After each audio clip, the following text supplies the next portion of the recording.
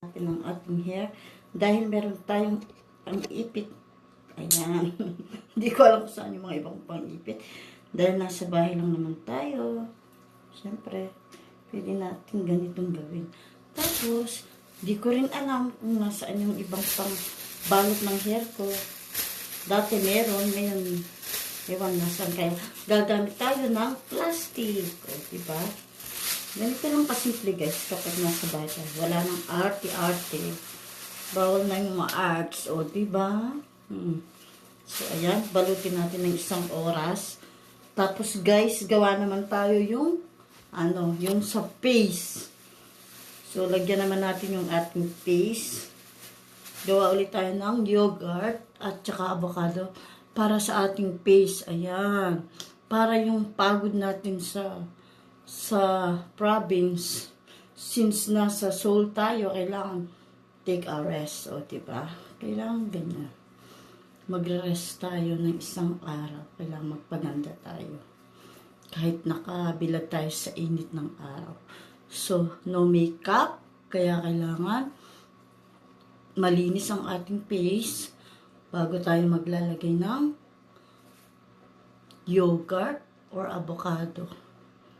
Pakita ko sa inyo guys yung ingredients na gagawin natin ulit. With sugar, brown sugar naman. Ayan guys, yung para sa face natin. Egg white, lagyan din natin ng plain yogurt. Ayan. I-blend din natin to guys. Ayan guys, yung kanina ginamit natin blender. Di ko na siya hinugasan. Nilagay ko rin yung egg white lang siya. Tapos, yung half lemon. Tapos, yung extra virgin oil, 1 tablespoon. 1 tablespoon na lemon lang din. Tapos, yung 2 tablespoon na yogurt. Then, maglalagay din tayo ng brown sugar. Ang brown sugar ay nakakatulong din sa ating skin. So, lagyan natin siya ng 1 tablespoon lang din. So, i-blend natin ito with avocado. So, ayan guys, i-blend natin yan. Lemon, yogurt, egg white, avocado, and then brown sugar. And olive oil. So, ayan, i-blend na natin siya.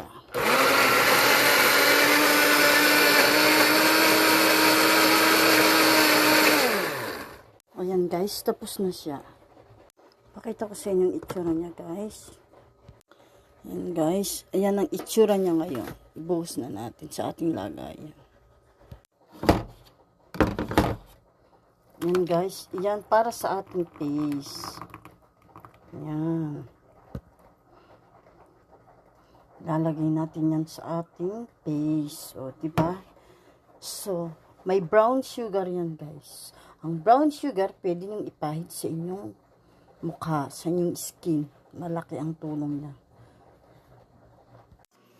Hello guys! Since marami yung ginawa natin para sa face, hindi ko nilagay lahat. Konti lang, ilagay natin sa rep yung mga natitira.